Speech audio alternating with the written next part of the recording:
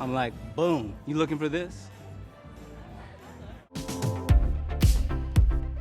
Hey, welcome back Screen Crush, I'm Ryan Eerie. So shape-shifting aliens known as Skrulls have invaded the Marvel Cinematic Universe, replacing characters we know and love by taking not only their skin, but their memories too. And we think that a very OG MCU character who's been around since day one could be one of these Secret Skrulls, that is Colonel James Rhodes. Rhodey? We went back to the history of the MCU and found out that holy hell, it makes perfect sense if Rhodey had been a Skrull this entire time. So we're going to present our evidence and also talk about the eerie fact that Rhodey was recast in 2010's Iron Man 2. Surely that was just a coincidence. Sure it was.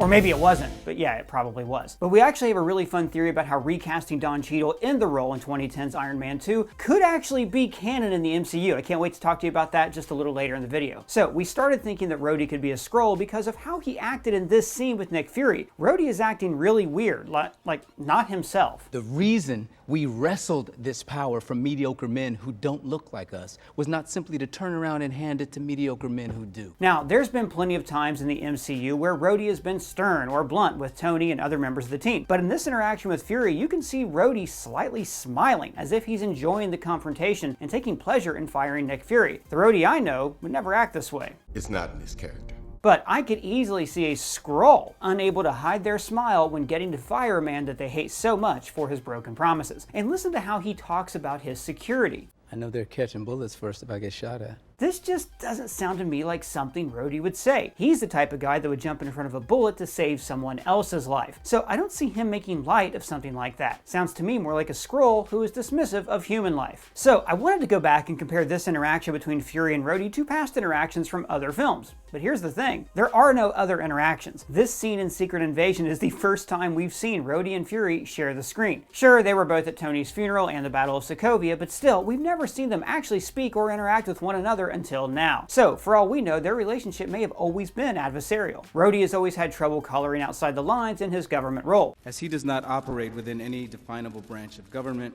Iron Man presents a potential threat to the security of both the nation and to her interests. And by the way, that's another clue right there. Right at the top of this movie, Rhodey basically turns on Tony and says that the government should have the armor. I'll talk about why a little bit later though. The point is that Rhodey is a rule follower who colors inside the lines. Whereas on the other hand, Nick Fury has always had trouble coloring inside the lines. I recognize the council has made a decision, but given that it's a stupid-ass decision, I've elected to ignore it. So the stark difference in the way Rhodey and Fury conduct themselves while on the job could be an existing rift that we've just never seen. But I still think he's a Skrull. Rhodey being a Skrull would be an even bigger gut punch in the Everett Ross reveal in episode 1. Now, whether Ross has recently been replaced by a Skrull or has been one The whole time? is yet to be seen. Now, we've actually got a great video up on the channel dissecting how long Ross has been a Skrull, so be sure to check that one out. Anyways, Rhodey has been around since the beginning. He was there for 3 Thanos fights, the time heist, the death of Tony Stark. He participated in debates over the Sokovia Accords, the final battle with Ultron, and he was even there for this clip. I am Iron Man. Who's that guy? That's not Don Cheadle. Well, remember, buddy, in the first Iron Man movie, Rhodey was played by Terrence Howard, not Don Cheadle, and Don Cheadle came in as Rhodey in Iron Man 2. Oh yeah, the recasting thing. Right, and we have a fun theory about how they could retcon this recasting into the MCU with a little help from our old friend Kevin. I possess the most advanced entertainment algorithm in the world. But first, let's go back and look at all the signs over the years that Rhodey has actually been a Skrull all along. What? But why were the Skrulls want to replace Rhodey years ago? Like even before he was a superhero? Alright, well let's go through the history about what we really know about Colonel James Rhodes, aka War Machine, aka Iron Patriot, aka Rhodey. It's possible that Rhodey has been a Skrull since even before Iron Man 2. You see, there's a possibility that Rhodey might have been a Skrull the first moment we met him in Iron Man. Tony and Rhodey met in college when they were both attending MIT. Now, at that point, the Skrulls hadn't even arrived on Earth yet, so he couldn't have been a Skrull when he was in college. But Tony knew Rhodey from school, and that's when they became good friends. And maybe after college, while Tony was busy taking over as CEO for Stark Industries, and Rhodey was climbing the ranks in the military, they probably went a while without seeing each other. This would have been the perfect time for Rhodey to get swapped out by a Skrull. The Skrulls would see that Rhodes, an MIT graduate, would have a sterling career in the Air Force, so they would want to plant him in place for the long haul. But I think it's more likely that they would have replaced him to have an agent close to Tony Stark. Keep in mind that Rhodey was Tony's government liaison in the first movie. As liaison to Stark Industries.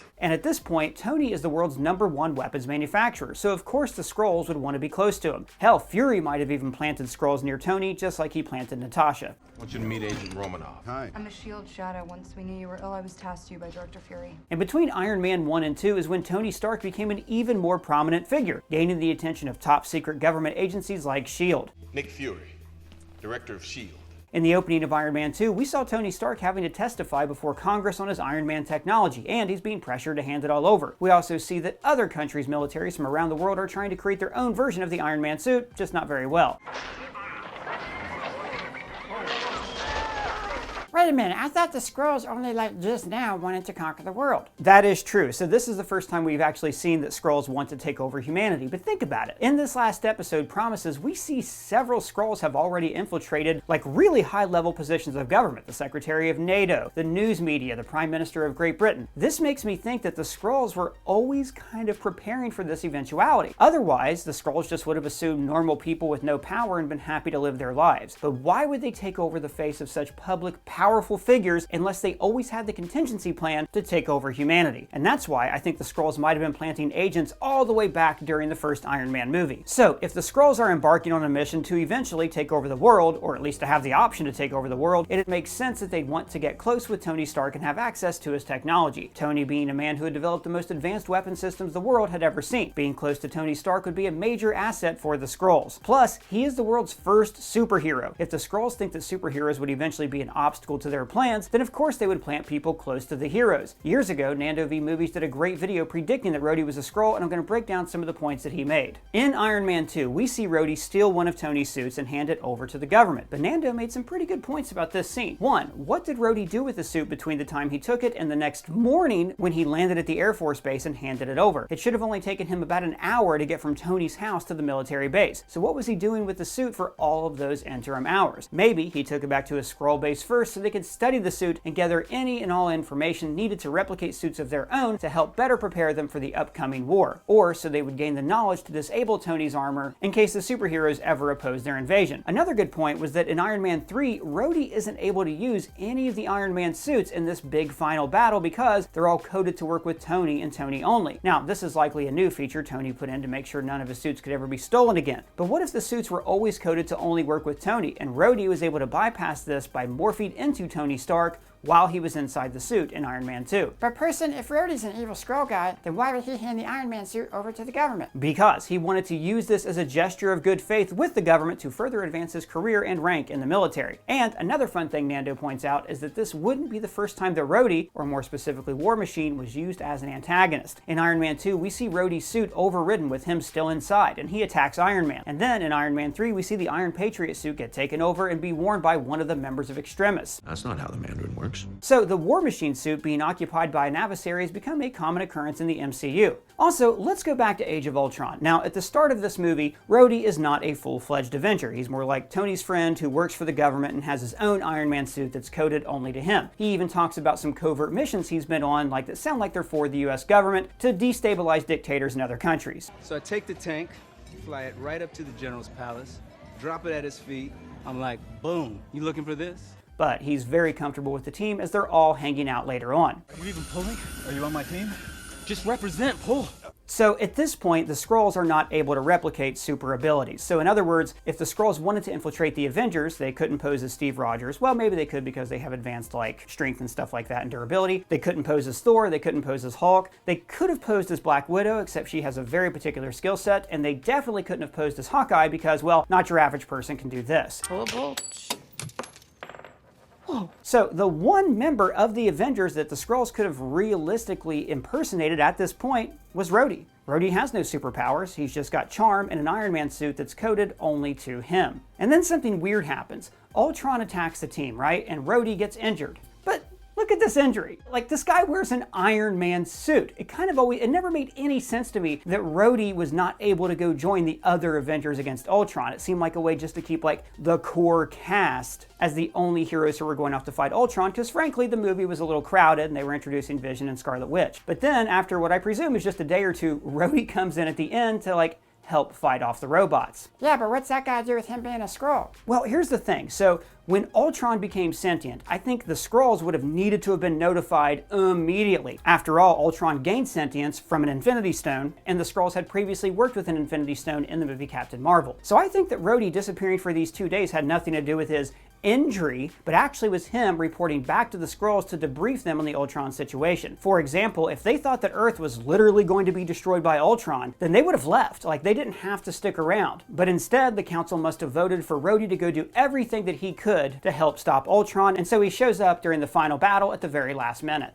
And even in that battle, you can see him kind of like studying and scoping things out. Like when the Vision swoops in to save him, he says, "Okay, what?" And I'm telling you, this is why it makes perfect sense for Rhodey to be a Skrull. He is the person who is close to the Avengers with no abilities, who can study them and probe them for weakness. And those weaknesses would be exploited in Captain America Civil War. Okay, so when do you think Rhodey could have been replaced? Well, there's another moment that sticks out to me as the perfect opportunity to replace Rhodey with a Skrull, Civil War. In Civil War, we see Rhodey get hit by Vision's laser and he takes a nasty fall that honestly should have killed him. But supposedly, the fall only paralyzed him. Probably looking at some form of paralysis. But what if he did die? What if during Rhodey's operation in Civil War he died and a Skrull took his place? There would have been Skrull spies who had already infiltrated every level of the government and Avengers compound and used this opportunity to infiltrate the actual Avengers. So then why is he wearing leg braces to walk? Well, the Skrulls aren't stupid. They knew that it'd be a tough sell for Rhodey to have survived that fall, so they faked his paralysis. This would explain how Rhodey managed to bounce back from his injuries so seamlessly. I mean, after his fall, he pretty much couldn't walk, and after that, he used mechanized braces to get around. But now he doesn't even have braces on his legs, and he's walking up and down stairs, no problem. Sure, it's possible that with years of physical therapy, he's been able to regain the ability to walk, and it's also possible that he has new braces that he can wear underneath his pants. But it's also possible that this Rhodey, the Skrull Rhodey, never had those injuries to begin with and was faking all along. Wait, so you're saying the real Rhodey might have died? Maybe. But they're doing the Armor Wars show or movie thing that's supposedly happening sometime maybe. Oh, that's right. So Rhodey is supposed to be getting a movie that's set up by the events of Secret Invasion. So maybe instead of dying, Rhodey's body was just taken by the Skrulls and stored in one of their holding chambers like we see here. Meaning that this Rhodey will wake up to a very different world. He won't know about Thanos' attack, the snap, or the death of his best friend. This could lay the groundwork for an awesome fish out of water type story. A soldier who's been held in captivity for the better part of a decade and who has woken up to a world that he no longer recognizes. And with Tony Stark now being out of the picture, Rhodey could feel that it's his responsibility to step in and prevent Tony's technology from falling into the wrong hands. He'd be in a position that's a lot like Captain America. He was put into deep sleep in the middle of a war, wakes up years later to find more wars have happened and the world is just as broken as it was before. Another possibility though is that Rhodey was replaced by a Skrull even before he took that fall. Vision is supposed to be infallible, and Tony is shocked when he recklessly hit Rhodey with his laser beam. But what if that wasn't Vision's fault? I became distracted. I didn't think that was possible. Neither did I. What if Rhodey was already a Skrull and purposefully moved in front of Vision's beam? But why would he do that? Simple, to escalate the war between our heroes. Perhaps the Skrulls realized how much of an obstacle the Avengers would be in their plans to take over the world. Humans are not the cowering wretches we were promised. Or even if the Skrulls don't want to take over, after Sokovia and all these other events, they see that the Avengers are unpredictable, they're loose cannons, so they want to reel them in. And so they played a key role in the orchestration of the Civil War between our heroes in hopes of breaking the Avengers apart From the inside. With the Avengers being broken and no longer trusting one another, that would set the stage perfectly for the Skrulls to begin to infiltrate the team and cause chaos. Now, if the real Rhodey was replaced in Civil War, that means the Skrull Rhodey was likely there for moments like this. Why don't we just find baby Thanos, And this. I wasn't always like this. Me either. Now, I picked these two scenes because they both could be clues to Rhodey being a Skrull. While these scenes are humorous and heartfelt and seem like the real Rhodey, these can also be clues that he is an imposter. You're an imposter! Rhodey asking if they could just kill baby Thanos might come off as a logical time travel question, but this suggestion could be the ruthless nature of this particular Skrull shining through. I mean, think about it. He just suggested pulling piano wire around a baby's neck. First of all, that's horrible. It's Thanos. And this tactic seems a little barbaric for a guy like Rhodey, but not for a desperate and war-torn Skrull. And take this scene with Nebula. Nebula says, I wasn't always like this. And then Rhodey replies, Me either.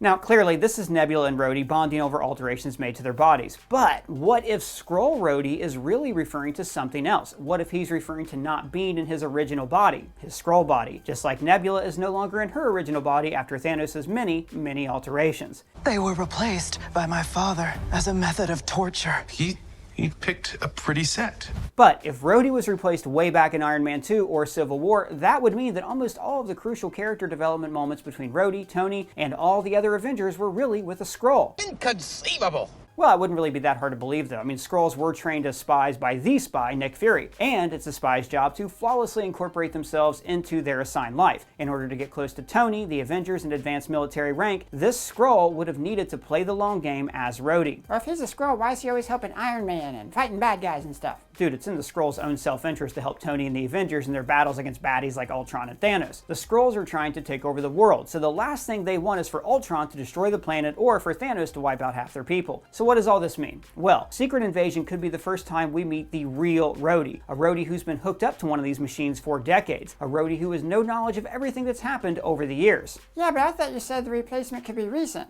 because Rhodey was acting all weird. Yes, okay, so Rhodey is acting really odd toward Fury in this episode, but that could be because the Skrull disguised as Rhodey is starting to show his true colors and abandon the act it's been putting on for all these years. Perhaps the Skrull is bursting at the seams to finally be able to walk around in its own skin. It's also possible that Skrull Rhodey is letting their guard down a little because they no longer view Fury as a threat. I'm Nick Fury. Even when I'm out, I'm in. But with that being said, Doug here makes a good point. Rhodey acting so out of character makes it possible that the Skrull replacement has been more recent. But personally, I think it'd be such a waste for Rhodey to have been replaced between the last time we saw him in Falcon and the Winter Soldier and when we meet him again in Secret Invasion. If they're going to reveal Rhodey as a Skrull, I want it to be revealed that he was a Skrull during key moments from the MCU, not just off-screen time between Disney Plus series. Characters being revealed as longtime Skrulls is what was so cool about the Skrulls in the Secret Invasion comics. When major heroes were revealed to be Skrulls, it was revealed that they'd been Skrulls for a long time. And then you get this totally new perspective when you go back and reread those comics, now knowing who was a Skrull all along. I want to be able to do that with the MCU. But now the question becomes, how do we explain Rhodey's relationship with Tony? I mean, look at the way Rhodey looks at Tony when he's dying in Endgame. That's the face of a man who's watching his best friend die. Now sure, it could all be part of an act. A Skrull in disguise can never let their guard down and must always stay in character. But it's also possible that this Skrull Rhodey has developed a true friendship with Tony over the years. You mean like the Skrull caught feelings? Yeah, pretty much. And by the way, this happens in the comics all the time. Like at one point, the Human Torch married Alicia Masters, that was the Thing's ex-girlfriend, but it was actually a Skrull posing as her. Even after this was revealed, Johnny Storm and the Skrull, Elijah, still had feelings for each other. Say what? But now I want to go back to what we were saying earlier about the Terrence Howard recasting in 2010. See, Secret Invasion does take place in 2025, and we hear Rhodey say here that he was briefed on the existence of Skrulls 15 years ago. About 15 years ago, I was part of an eyes-only top secret presentation. Secret Invasion is taking place in 2025, so 15 years ago would be 2010, the same year Iron Man 2 came out, and the first time we meet Don Cheadle's Rhodey. Coincidence? I think not! But we have to remember that in universe, this Rhodey and this Rhodey are the same character and look no different. In other words, to Tony Stark and everyone else who knows Rhodey, he never had some drastic change in appearance. It's not like down in Tony's lab there's pictures of Rhodey that look like Terrence Howard. And it's not like they needed to throw in some line about Rhodey having plastic surgery to explain why he looks different. We, as the audience, are just meant to understand that a new actor is playing the role and that it's the exact same character. Typically, the only in-universe acknowledgement we'd get to a character being recast is a fun wink and a nod like this. Didn't expect to see you here.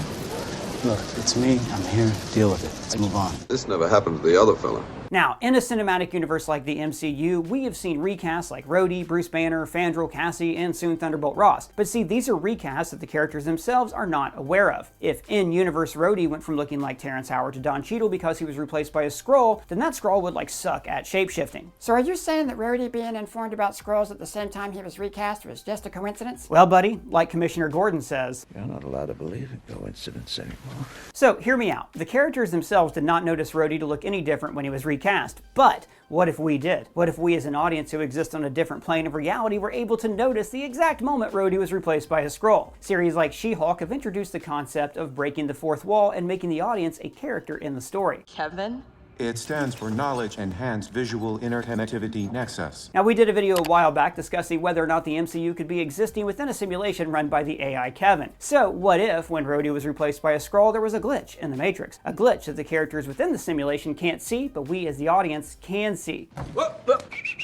This is Support Team Blue Zero, sending coordinates for a suspected Mandarin broadcast point of origin. Copy. Stretch. Yes, that might be a bit of a stretch, but the number one reason that I think Rhodey is a Skrull is because we don't know anything about him. Where is he from? Who's his family? Does he have a wife? Does he have kids? What's his favorite toy? We have no idea. There has to be a reason why this information has never been revealed, and it can't just be because Marvel never gave the Black Best Friend any character development, right?